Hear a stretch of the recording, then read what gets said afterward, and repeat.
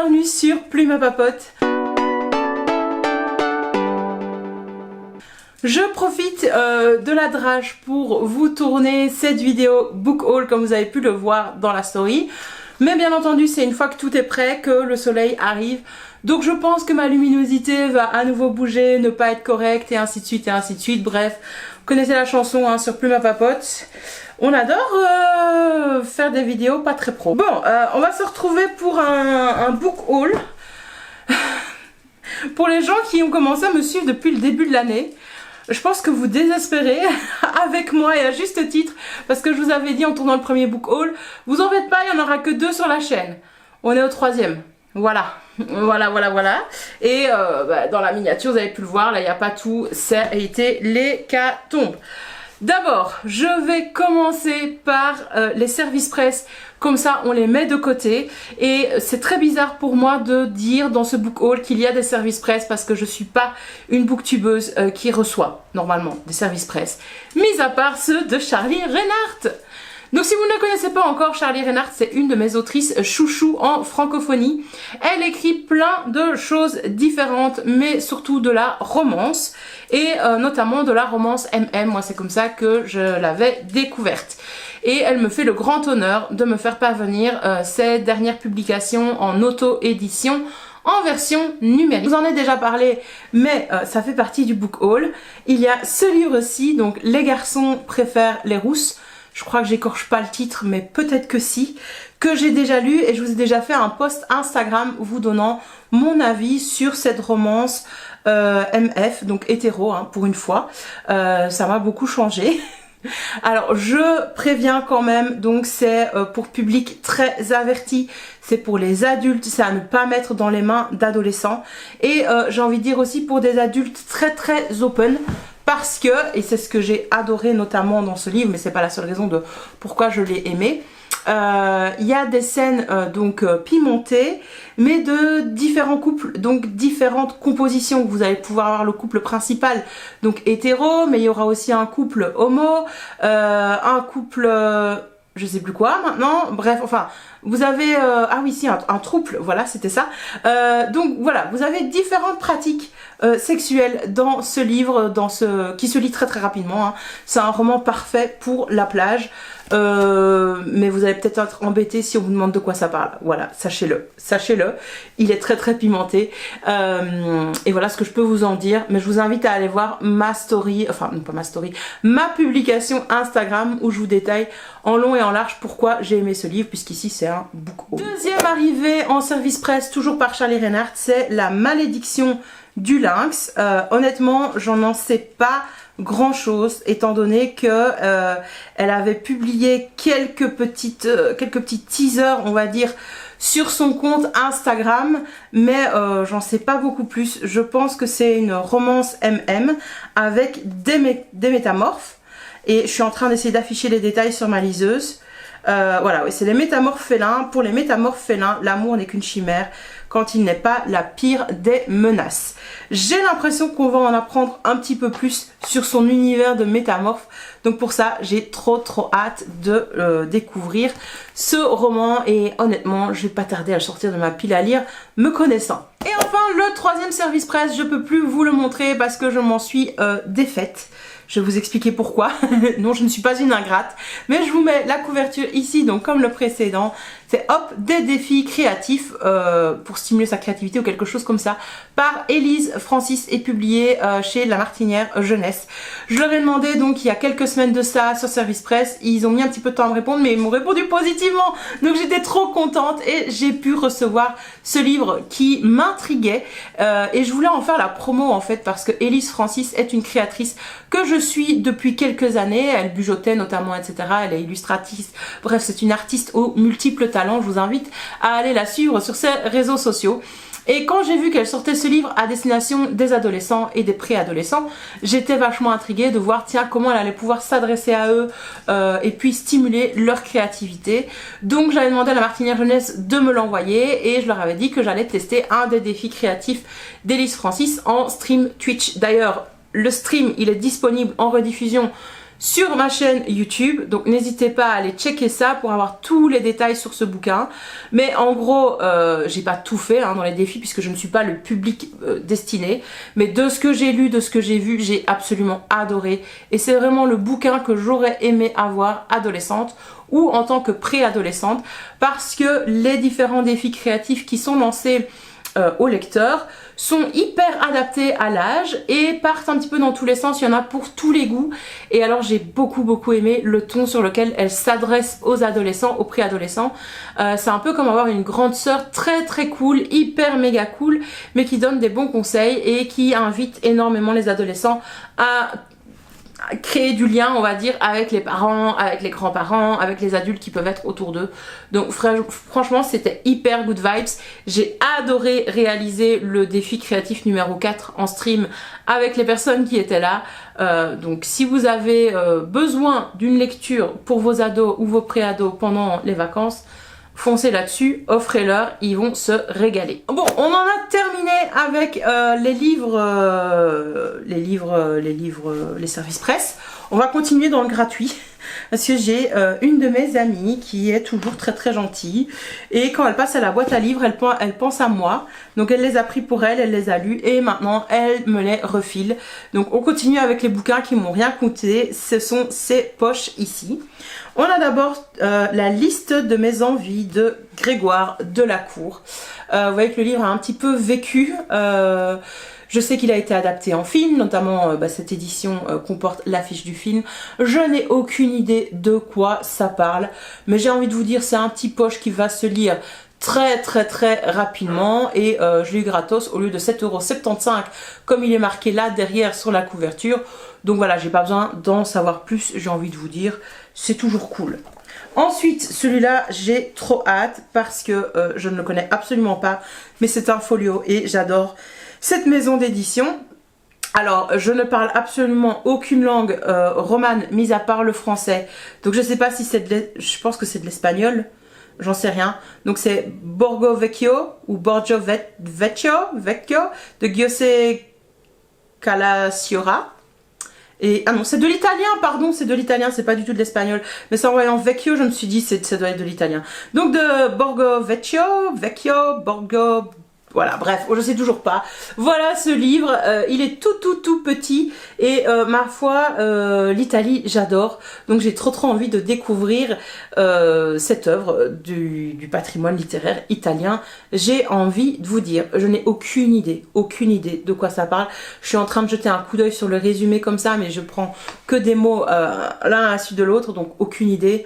Je vais pas essayer de vous inventer une histoire et de vous lire le résumé, ce serait particulièrement pas adapté.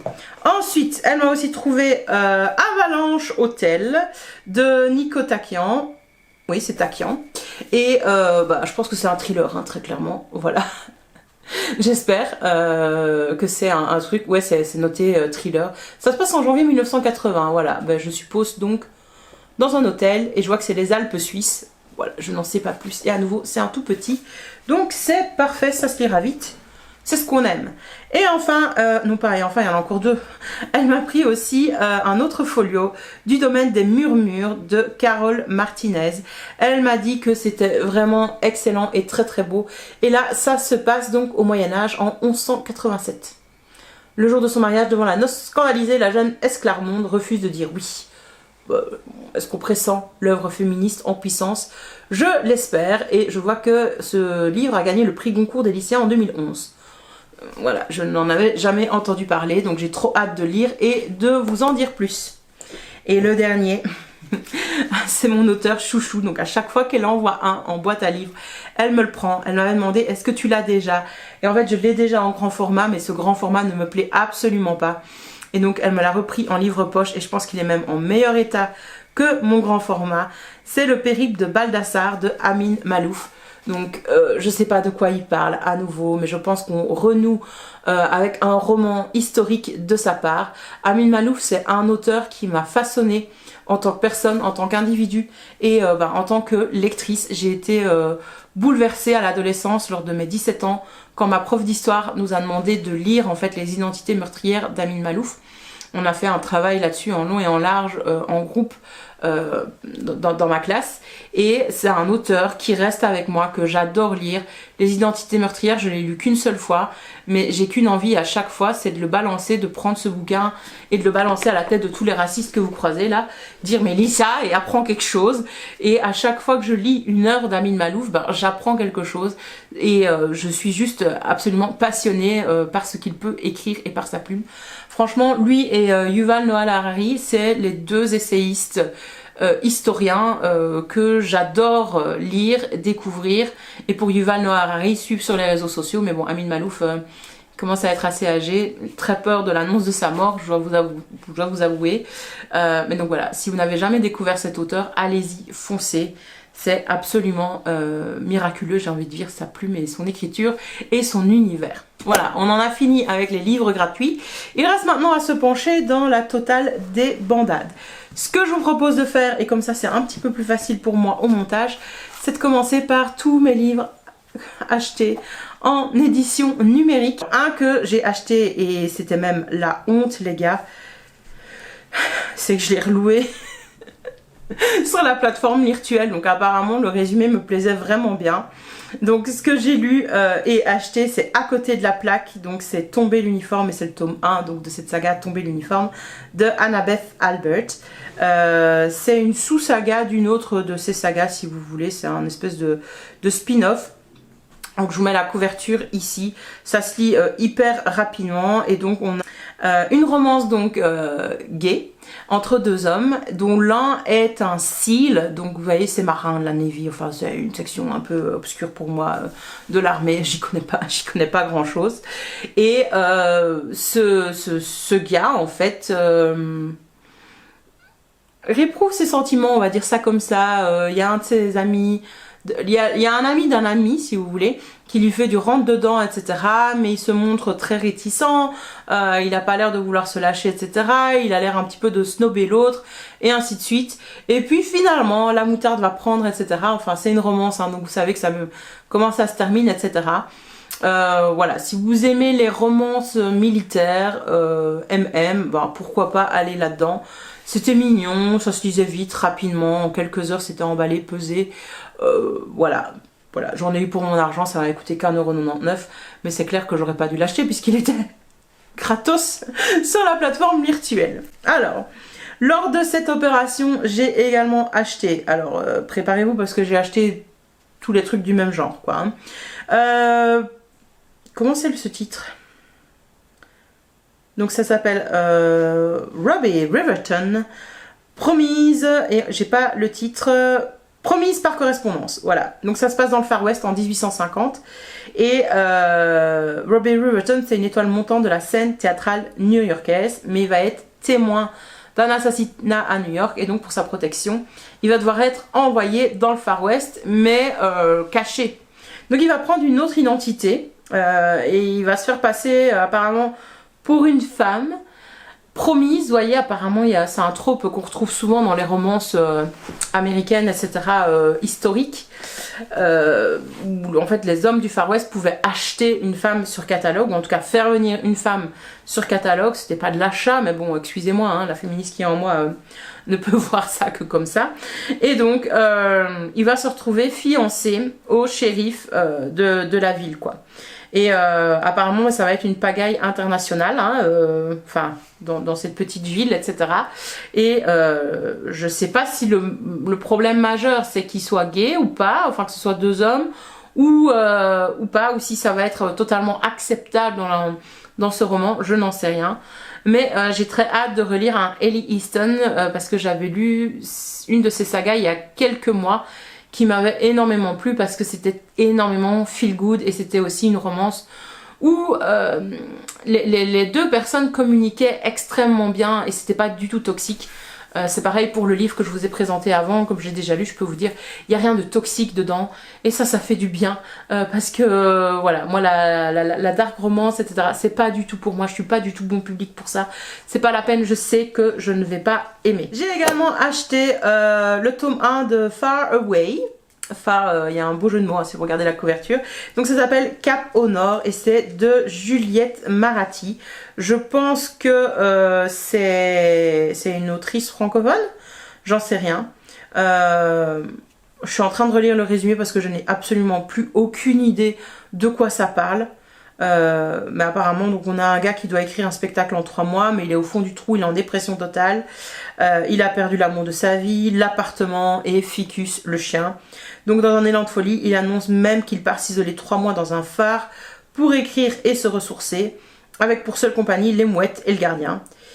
Il a juste oublié un détail, il est loin d'être le bienvenu. Donc ça risque d'être un trope, vous voyez, Grumpy contre Sunshine ou quelque chose dans le genre. J'en sais trop rien.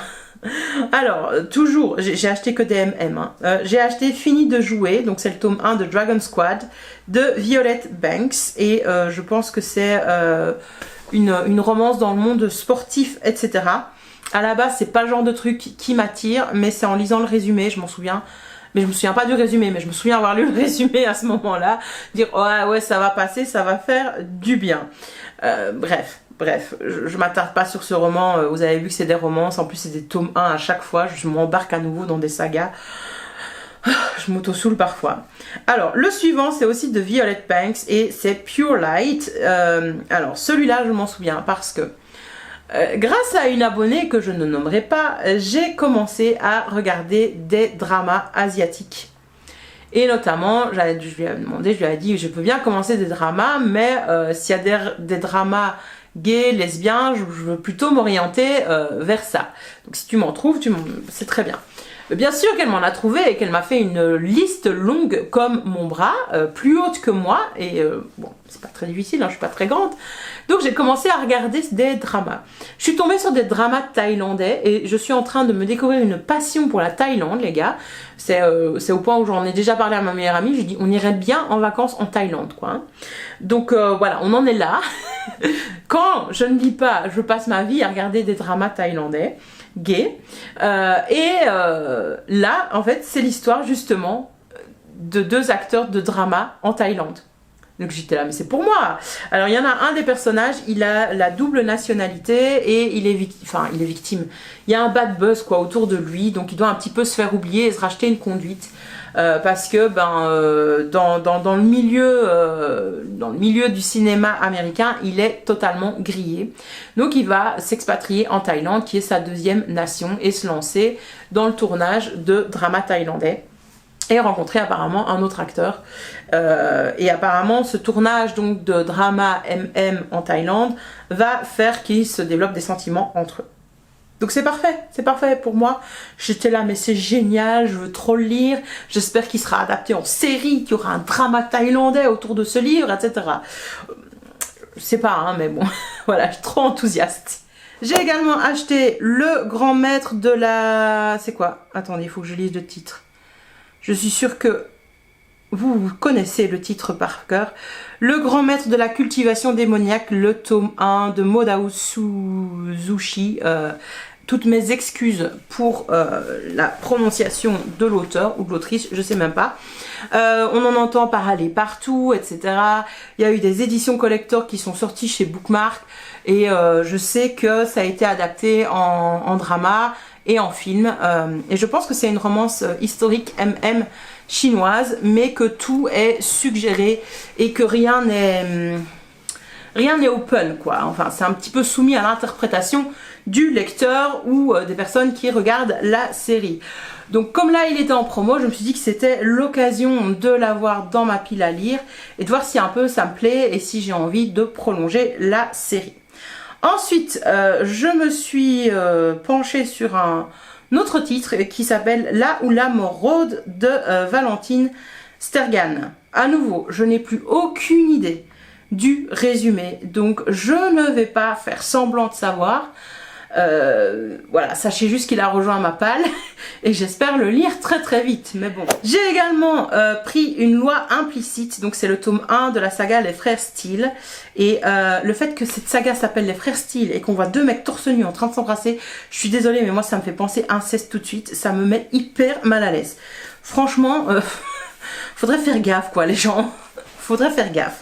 Donc je suppose que c'est pas une romance entre 2 frères, hein, je l'espère. Mais non, j'avais lu le résumé, c'est pas ça. Mais je pense que c'est une saga où dans le tome 1, on va s'intéresser au premier frère, tome 2, le deuxième frère, et ainsi de suite, et ainsi de suite. À nouveau, j'ai aucune idée de quoi, qu'est-ce, comment, autre qu'une romance MM, voilà. Vous voyez le thème dans ce que j'ai acheté ou pas encore? Pas encore. Alors, ensuite, je suis tombée sur La Marque du Sorcier de C.L. Polk et c'est le cycle de Kingston.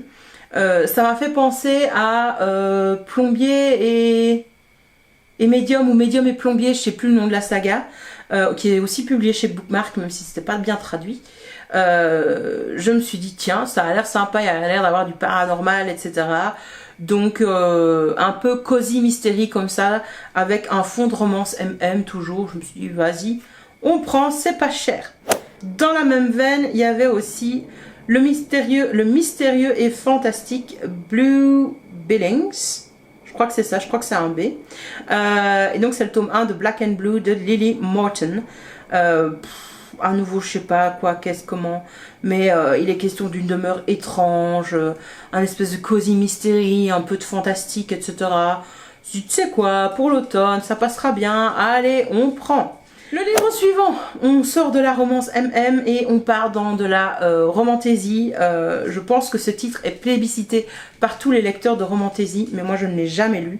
Et bon, comme là il était en promo, ben, je me suis dit vas-y, prends-le. C'est de Miel et de Centre, donc c'est le tome 1 du jeu des couronnes. J'ai aucune idée de quoi ça parle. Voilà, aucune idée, absolument aucune idée. Alors, le roman suivant, j'ai vraiment hésité à le prendre. Je me dis, ça a l'air quand même un peu cheap comme romance, etc. La couverture était tellement kitsch. Je connaissais pas du tout la maison d'édition, etc. Mais bon, c'est un tome 1. À nouveau, la saga s'appelle Pirate et ça s'appelle Le prisonnier du capitaine. Et c'est écrit par Lidassa. Je ne sais pas qui est cette personne. J'ai un peu peur d'être déçue, hein, honnêtement, par ce roman. Mais bon, il m'aura coûté qu'1,99 €, donc on verra bien. Ensuite, pour terminer avec les romances MM, j'ai acheté aussi Un village si tranquille. Donc c'est le tome 1 de Page et Summers et c'est écrit par Cat Sébastien. Et je pense que c'est celui-là qui me faisait penser plus à une vibe de Plombier et Médium.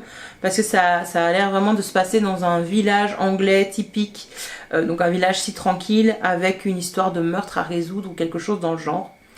Et le dernier que j'ai pris, je l'ai pris en fait pour soutenir l'autrice parce que je la suis sur les réseaux sociaux et ce qu'elle a l'air d'écrire, ça a l'air d'être un petit peu différent de ce qui peut être proposé dans la littérature française. Donc l'autrice c'est Laetitia Danaé et ici le livre que j'ai pris c'est le tome 1 donc de Que la mort soit douce.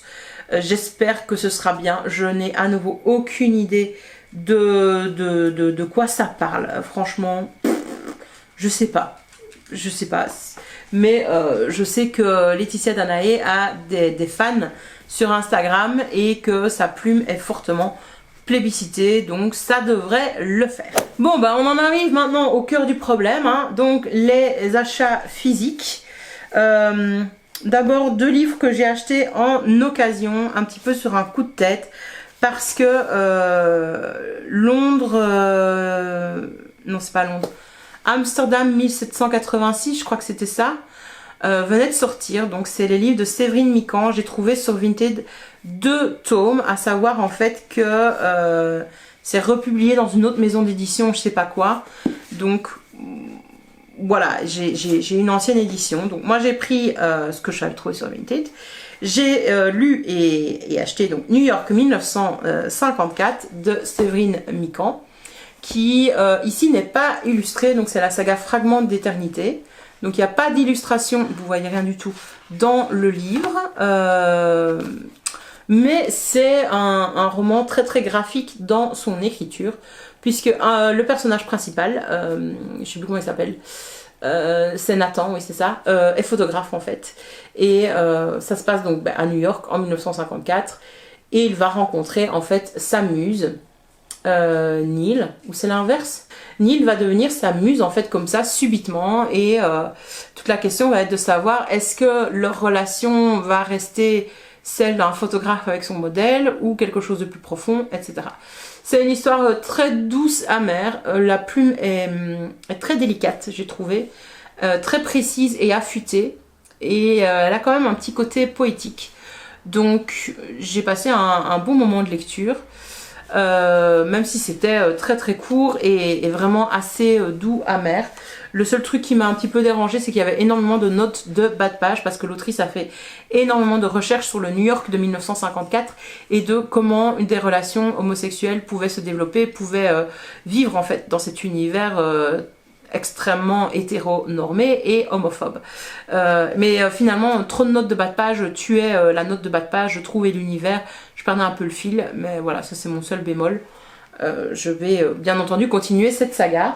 Surtout que j'ai un autre tome, donc c'est Londres 1946. Je pense que ça peut totalement se lire de façon séparée. Hein. Moi je sais que New York est le tome 2, mais Londres, je sais pas si c'est le tome 1 ou le tome 3 ou le tome 4, aucune idée. Donc c'est fin de la guerre et je pense qu'on a deux hommes aussi qui vont se retrouver ou quoi et essayer de retrouver une seconde chance après la guerre. Celui-ci par contre il est illustré, donc vous avez des illustrations comme ceci au début de chaque chapitre et au fur et à mesure des chapitres vous avez aussi des illustrations, mais c'est pas la même maison d'édition. Je pense que ça avait été publié d'abord chez Bookmark et puis qu'elle a repris ses droits et que maintenant c'est publié chez Arrow. J'ai longtemps hésité et puis finalement j'ai craqué pour le dernier livre roman de Isabelle Lesteplume, Le Pacte de Luc. Donc il sortait il y a déjà quelques mois, elle le vendait avec des box spéciales, etc. avec plein de goodies. Moi je dois vous avouer que les goodies qui viennent avec les livres, ça m'intéresse pas tant que ça parce que je vois pas ce que je peux en faire. Donc j'avais laissé passer le truc et puis finalement elle nous a annoncé sur Instagram qu'elle récupérait certains livres et qu'elle refaisait des box. Donc j'ai trouvé une box avec juste le livre et 3 illustrations. Mais à nouveau, je sais pas ce que je vais faire de ces illustrations. Elles traînent là chez moi depuis perpète. Je vais quand même vous les montrer. Celle-là, elle est un peu foncée. Je sais pas si le focus se fait, probablement pas. C'est mignon, hein. Y a aucun problème avec ça. C'est mignon. Mais je vais pas les encadrer et les afficher chez moi, clairement pas. C'est pas mon style de déco. Donc voilà, donc j'ai ce livre avec ces 3 illustrations. Si les illustrations vous intéressent, n'hésitez pas à me le dire, on s'arrangera. Et j'ai lu ce roman déjà pendant mes vacances. Il faut que je vous fasse une petite chronique sur Instagram. Je vais pas vous en dire de trop, etc. Mais en gros, on va suivre un jeune homme, Luc, qui sort avec un autre homme. Et cet autre homme, il s'avère qu'il se retrouve condamné. Donc Luc, comme il habite en Bretagne, on croit un petit peu au paranormal, aux légendes, etc. Il décide de se rendre à un carrefour et de passer un pacte avec un démon. Donc il va invoquer son démon, ce monsieur ici. C'est Asmodée, voilà, j'allais dire, je sais plus son nom, mais si. C'est Asmodée. Et Asmodée va apparaître et va réaliser son souhait, donc qui est de sauver son petit ami. Ça, on est dans le chapitre 1, et je crois que dans le chapitre 2, en fait, où le chapitre 1 se termine avec Luc se fait larguer. Et franchement, c'est violent. Moi, j'étais là en mode, je pensais que ça allait arriver plus tard. Mais non, ça arrive, et il est emmené aux enfers, parce que Luc, désespéré, il trouve rien de mieux que de se suicider. Donc, voilà, il commence une nouvelle vie pour lui aux enfers, auprès du démon Asmodée. C'était quoi? C'était au mois de mai. Je me rends compte en fait qu'il y a un salon de la romance qui a lieu à Mons. Alors moi j'habite en Belgique, donc c'était totalement indiqué que j'y aille. Mais en fait j'habite très très loin de Mons, c'est vraiment extrême, que ce soit en voiture, en train, etc. Donc en plus j'avais pas le temps, donc je décide de ne pas y aller. Le souci, c'est que je suis une autrice depuis des années sur Instagram, à savoir Charlie Dark, et qu'elle y était. Et le souci en plus, c'est que Eric de la chaîne Toshokan TV y allait. Donc je savais que voilà, Charlie Dark allait sortir son dernier livre, qu'il allait être en primeur sur ce salon. Et il me tentait trop. Donc j'ai demandé à Eric de me l'acheter. Et puis en réfléchissant, je me dis mais attends, c'est un tome 2 en fait. Donc autant acheter le premier tome. Donc j'ai demandé à Eric de m'acheter les 2 tomes. Ce qu'il a fait, je l'ai remboursé. Et pour la petite histoire, j'avais une abonnée qui allait à ce salon et donc il m'a dit tu veux que je les prenne, je te les enverrai, comme ça te coûtera moins cher. Gros spoiler alerte, elle va regarder cette vidéo et d'ailleurs je suis pas contente, elle ne veut pas que je paye les frais de port Donc on va tous aller la harceler pour qu'elle m'envoie, s'il vous plaît, hein, ses coordonnées bancaires, que je puisse la rembourser. N'est-ce pas, Armoire à lire, hein? Oui, oui, oui.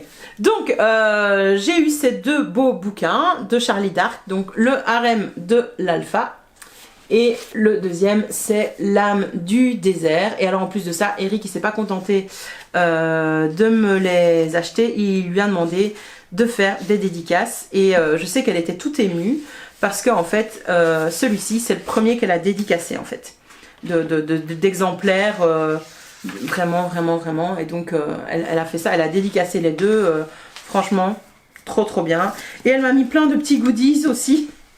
J'ai reçu un bic des éditions Juno. J'ai reçu 2 cartes postales. L'autre est en haut, je pense. Ouais, peut-être qu'elle est là.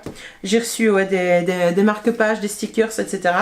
Donc, je vous parlais des goodies. Je sais jamais quoi en faire, etc. Mais là... Comme c'est des petits stickers comme ça, enfin ça peut toujours servir.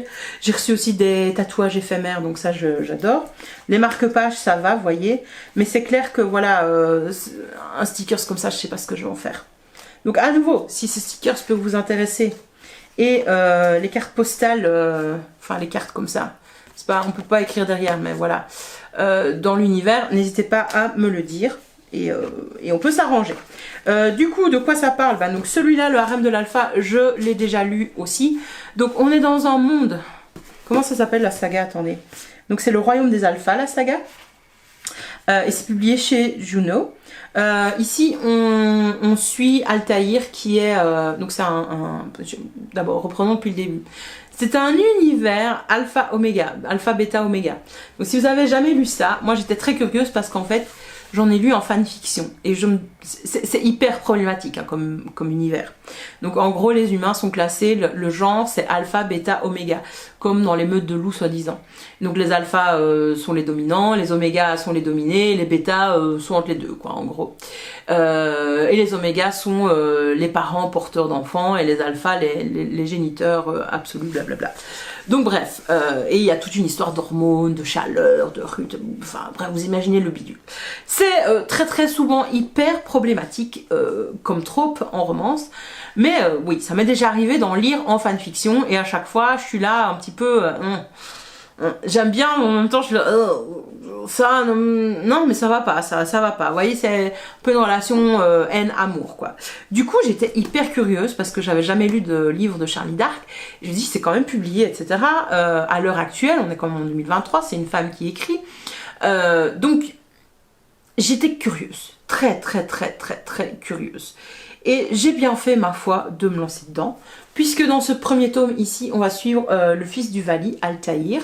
Le Vali, c'est le gars le gouverneur d'une province, hein, pour le sultan, en gros. Et le Vali, c'est un sombre connard, hein, je peux pas le dire autrement. Vraiment, c'est le masculiniste le plus pourri de toute la vie. Il n'y a pas moyen. C'est un personnage qu'on déteste du début à la fin et il n'y a aucune rédemption possible. Pour lui, il est juste ignoble. Et donc ce gars n'aime pas trop ses enfants, bidule bazar, il les trouve à chaque fois trop faibles. Donc il trouve que son fils Altaïr est trop faible, il trouve rien de mieux que de l'envoyer faire la guerre pendant 3 ans. Le gamin revient, il a 20 ans maintenant, et en fait il n'a jamais pu oublier un oméga qui est dans le harem de son père. Cet oméga, c'est Tolal. Et Tolal, il a vécu l'enfer, hein, très clairement. Il a toujours vécu dans le harem. Il ne se souvient pas d'une autre époque, etc. Il a un physique totalement atypique pour le Moyen-Orient, etc. Et donc, voilà, il est convoité, mais en même temps, il est le moins que rien. Et le Vali en fait ce qu'il veut. Sauf que Altaïr en fait en est fou amoureux et donc veut se faire aimer de lui. Le souci c'est quand le Vali apprend ça et le découvre, il dit c'est une faiblesse de mon fils, donc il en tire totalement parti pour le torturer lui et torturer également Tolal. Donc bref, c'est rocambolesque, etc. Ils ont plein d'obstacles avant de pouvoir être ensemble, heureux, etc. Il y a énormément de complots, de passion, etc. Et énormément de trahisons. Alors la première trahison, tu t'y attends, t'es là, dit ouais ok, ça j'avais vu venir. La deuxième, t'es déjà là, attends, ouais il y a eu un indice, mais c'est parce qu'on m'a donné l'indice que je m'en doutais. Sinon c'était foutu. Et alors le troisième, Et la troisième trahison, j'étais purée, c'est pour ça que je n'aimais pas ce personnage en fait, que j'étais à chaque fois qu'on en parlait, j'avais du mal. Donc voilà, beaucoup de retournements de situation et ainsi de suite et ainsi de suite. Celui-là, je l'ai lu et donc du coup, ben, je vais lire le tome 2 qui était celui qui m'attirait le plus. Parce que je dois bien dire que le tome 1, ça s'approche quand même de trop de dark romance, vous voyez. Pas entre les deux personnages principaux, mais il y a quand même des choses assez problématiques qui moi m'embêtaient. Mais bon, comme la relation entre les deux personnages principaux était relativement équilibrée, elle était consentie et il y avait énormément de discussions entre eux, ben, ça passe. Mais voilà, tous les à côté... le Vali, non mais si je l'avais là, je le tue le gars. Voilà, donc j'espère que le tome 2, ça passera, ce sera peut-être un petit peu plus mignon, j'en sais rien. Et donc c'est celui qui m'intéressait le plus, donc c'est l'âme du désert. Et là on retrouve un personnage qui est mentionné dans le tome 1, donc Rami, qui va retourner en fait dans son oasis et dans sa tribu après avoir fait la guerre pendant 3 ans avec l'autre là, dont je vous ai parlé avant, avec Altaïr. Et en fait il revient le cœur brisé, si j'ai bien compris. Et ben, il n'a pas le choix en fait, il doit se marier pour prendre la relève et ainsi de suite. Mais apparemment il n'en a pas trop envie et son promis non plus. Donc ça promet d'être un bon truc, ouais mais non en fait on va partir chacun de notre côté. Puisque c'est un mariage arrangé, etc. etc. Donc voilà, je me demande ce que ça va donner. Est-ce qu'ils vont arriver à mettre leurs différents côtés pour les surmonter? Et plus important encore, est-ce qu'ils parviendront à se comprendre et même, pourquoi pas, à s'aimer? Ça, c'est l'enjeu du bouquin, donc. Et il est temps maintenant de vous dévoiler mes 2 derniers achats. Là, j'ai craqué, mais craqué. J'ai craqué pour ces éditions. Donc, c'est 2 livres en anglais. Un tome 1 et un tome 2, parce que autant prendre les 2 directement. Hein. Donc, c'est la saga London Calling de Alexis Hall.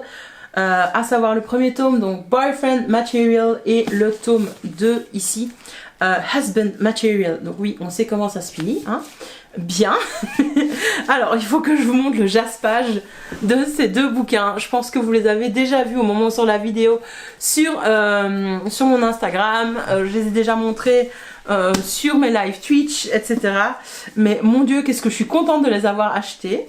Donc attendez, parce que c'est pas fini, hein, c'est pas juste le jaspage qui est super. Donc on a cette magnifique jaquette et donc à l'intérieur vous avez ces photos, soi-disant, hein, c'est Polaroid du couple, et ça c'est la couverture. Donc voilà, c'est ma lecture en cours du jour, puisque je suis en plein défi Palon des routes.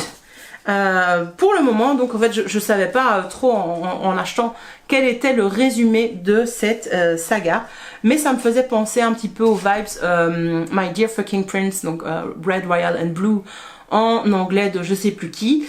Et voilà, j'ai déjà lu cet auteur que j'avais trouvé absolument génialissime. Malheureusement il n'est pas traduit. J'espère qu'une maison d'édition va s'emparer de ses écrits, parce que moi j'avais lu une romance historique de Alexis Hall, donc c'est A Lady for a Duke. Je vous ai d'ailleurs fait une photo Instagram qui m'avait demandé beaucoup d'investissement et un mini vlog d'ailleurs à cette occasion, toujours sur Instagram. Et donc bah là j'y ai été confiante. Donc là maintenant, comme j'ai lu quand même, au moment où je vous tourne ça, je suis à la page 91. J'ai lu 90 pages, donc je peux quand même vous dire. En fait, on suit Oliver, donc c'est ce monsieur-là, et... Comment il s'appelle? Luc, voilà. Il s'appelle Lucien. Il s'appelle Luc. Ah oui, j'ai oublié de vous dire, il est dédicacé mon bouquin en fait. Ça, c'est la dédicace de l'auteur. Donc, Luc est une catastrophe ambulante. Je peux pas vous le dire autrement. C'est une catastrophe ambulante du point de vue des relations. Sa dernière relation s'est terminée 5 ans auparavant et apparemment sous forme de catastrophe. On n'en sait pas beaucoup plus. Mais il faut savoir que Luc en fait est le fils de 2 stars du rock. Complètement has-been, etc. Sa mère ne fait plus de musique parce qu'un titre a suffi à assurer, on va dire, un petit peu sa survie et le maintien de son style de vie. Mais son père, lui, ça a été une véritable descente aux enfers, hein, comme on peut l'imaginer, des stars des années 70-80, vous voyez un petit peu le genre.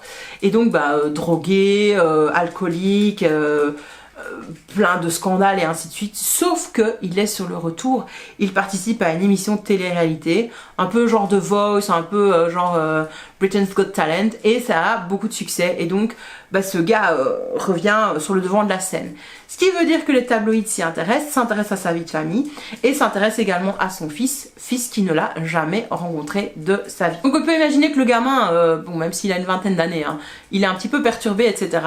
Le souci c'est que les tabloïds, les paparazzis n'arrêtent pas de le suivre, c'est pour ça d'ailleurs qu'il y a ces magnifiques appareils photo là et là, et ça a des répercussions sur son travail, et donc sa chef lui dit va falloir un petit peu mettre un peu d'ordre dans tout ça, donc pour que les paparazzis te laissent tranquille, écoute, et que nous, notre entreprise se porte bien, tu vas me faire plaisir de trouver un copain, et un copain correct, pas un drogué, etc.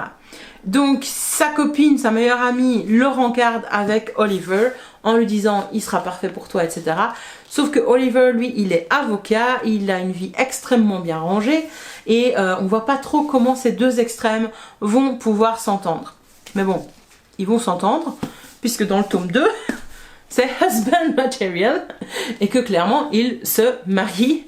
Alors regardez-moi, je pense que je vous ai pas montré le deuxième tome. Il y a des illustrations comme ça à chaque fois sur les jaquettes. Donc et on a les petits dessins comme ça. Et voilà, il y a des parapluies ici. Je pense qu'il y a également un troisième tome, je suis pas sûre. Ou en tout cas une novella, quelque chose dans le genre. À voir si... je crois que c'était Illuminate. Enfin bref, je sais plus dans quelle box je les ai eus, mais je suis extrêmement heureuse de les avoir achetés dans cette édition collector.